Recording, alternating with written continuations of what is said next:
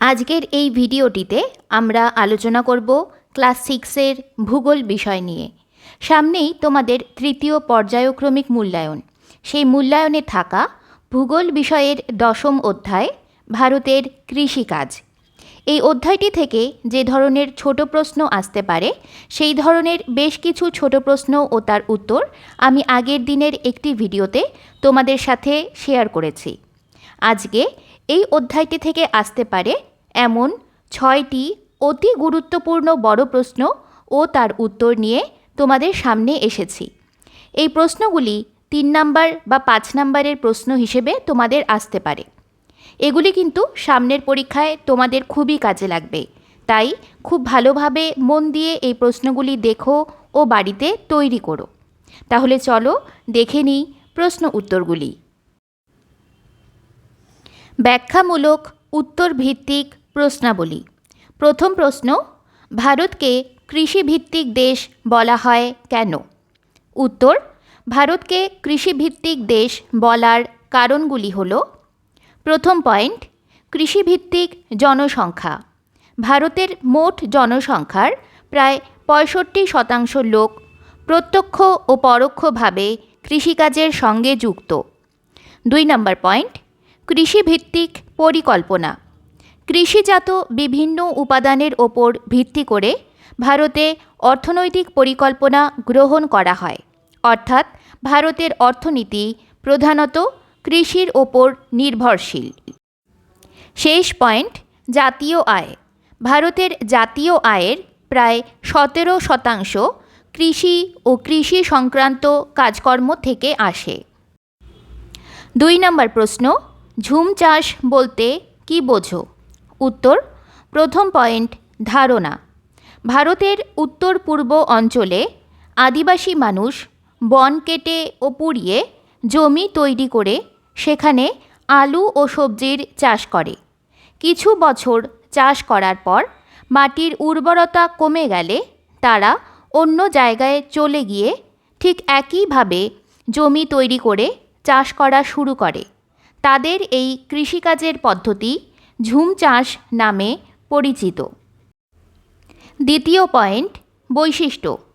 1 number, 3-4 বছর অন্তর জমি বদল করা হয়। 2 নাম্বার, বনভূমি পুড়িয়ে চাষের জন্য জমি প্রস্তুত করা হয়। 3 নাম্বার, এই চাষে পুরনো যন্ত্রপাতি ব্যবহার করা হয়।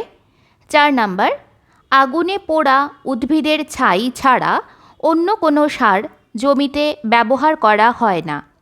শেষ পয়েন্ট, উৎপন্ন ফসল। এক্ষেত্রে বেশিরভাগই নিম্ন শ্রেণীর ফসল চাষ করা হয়, যথা আলু, কাসাভা, কলা, ট্যাপিওকা, বাজরা, ধান, ভুট্টা প্রভৃতি। 3 নম্বর প্রশ্ন, সবুজ বিপ্লব কাকে বলে? উত্তর, প্রথম পয়েন্ট, ধারণা। ভারতে 60-এর দশকের শেষে কৃষিতে এক আমূল পরিবর্তন ঘটে। উচ্চ ফলনশীল বীজ, সার, জলসেচ ও উন্নত প্রযুক্তি ব্যবহারের ফলে ফসল উৎপাদন বহুগুণ বৃদ্ধি পায়। কৃষিক্ষেত্রের এই আমূল পরিবর্তনই সবুজ বিপ্লব নামে পরিচিত। দ্বিতীয় পয়েন্ট, প্রভাব। 1 নাম্বার, উচ্চ ফলনশীল বীজের ব্যবহারের ফলে খাদ্যশস্যের ব্যাপক উৎপাদন বৃদ্ধি পায়। 2 নাম্বার, কৃষকদের আয় ও জাতীয় আয় বৃদ্ধি পায়। 3 নাম্বার, কৃষিক্ষেত্রে উন্নত মানের কীটনাশক প্রয়োগের ফলে পোকামাকড়ের উপদ্রব হ্রাস পায়। 4 নাম্বার, বিদেশ থেকে খাদ্যশস্যের আমদানি বন্ধ হয় এবং দেশ খাদ্যশস্য উৎপাদনে স্বনির্ভর হয়ে ওঠে। 4 নম্বর প্রশ্ন, ধান উৎপাদনের অনুকূল পরিবেশ সম্বন্ধে আলোচনা করো। উত্তর, ধান আর্দ্র ক্রান্তীয় মৌসুমি জলবায়ুর প্রধান ফসল। এই চাষের জন্য অনুকূল প্রাকৃতিক পরিবেশগুলি হল: প্রথম পয়েন্ট, জলবায়ু। 1 নাম্বার, উষ্ণতা। ধান চাষের জন্য 22 ডিগ্রি সেলসিয়াস থেকে 32 ডিগ্রি সেলসিয়াস উষ্ণতার প্রয়োজন, তবে 16 ডিগ্রি সেলসিয়াস থেকে 27 ডিগ্রি সেলসিয়াস উষ্ণতাতেও ধানের চারা ভালো বাড়ে। 2 নাম্বার বৃষ্টিপাত। ধান চাষের জন্য প্রচুর জলের প্রয়োজন, এই জন্য ধানকে তৃষ্ণার্ত ফসল বলে। ধান চাষের জন্য বার্ষিক 150 থেকে 300 সেমি বৃষ্টিপাতের প্রয়োজন। 2 নম্বর পয়েন্ট, মাটি। ধান চাষের জন্য পলিযুক্ত উর্বর দোআঁশ মাটির প্রয়োজন।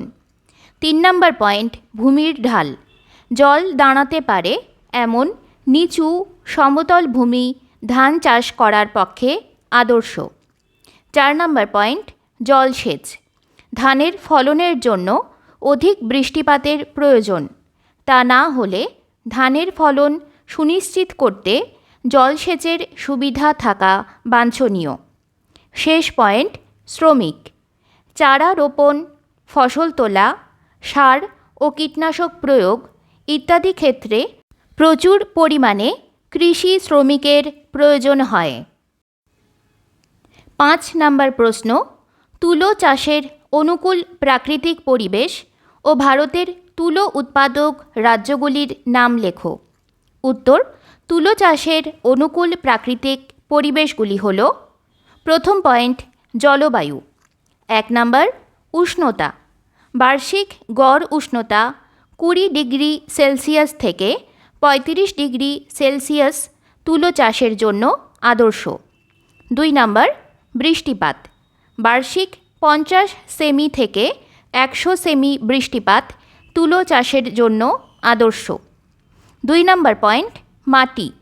জল নিকাশি ব্যবস্থা সম্পন্ন চুন ও ফসফেটযুক্ত কালো মাটি তুলো চাষের জন্য উপযুক্ত। 3 নম্বর পয়েন্ট, ভারতের তুলো উৎপাদক রাজ্য। ভারতের প্রধান তুলো উৎপাদক রাজ্যগুলি হল মহারাষ্ট্র, গুজরাট, মধ্যপ্রদেশ, উত্তরপ্রদেশ, তামিলনাড়ু, পাঞ্জাব, হরিয়ানা ইত্যাদি। 6 নম্বর প্রশ্ন, চা চাষের অনুকূল প্রাকৃতিক পরিবেশ ও ভারতের প্রধান চা উৎপাদক রাজ্যগুলির বিবরণ দাও। উত্তর, চা চাষের অনুকূল প্রাকৃতিক পরিবেশগুলি হল: প্রথম পয়েন্ট, জলবায়ু। 1 নম্বর, উষ্ণতা। চা চাষের জন্য উষ্ণতা 20 ডিগ্রি সেলসিয়াস থেকে 30 ডিগ্রি সেলসিয়াস হওয়া প্রয়োজন। 2 নম্বর, বৃষ্টিপাত। বার্ষিক 150 সেমি থেকে 200 সেমি বৃষ্টিপাত চা চাষের জন্য আদর্শ। 2 নম্বর পয়েন্ট, মৃত্তিকা। হিউমাস ও জলযুক্ত দোআঁশ মৃত্তিকা চা চাষের জন্য উপযোগী। 3 নম্বর পয়েন্ট, ভূমির প্রকৃতি। উন্নত জল নিকাশি ব্যবস্থাযুক্ত ঢালু জমি চা চাষের পক্ষে আদর্শ। শেষ পয়েন্ট, ভারতের প্রধান চা উৎপাদক রাজ্যসমূহ। ভারতের প্রধান চা উৎপাদক রাজ্যগুলি হল অসম, পশ্চিমবঙ্গ, তামিলনাড়ু, কেরালা, কর্ণাটক ইত্যাদি।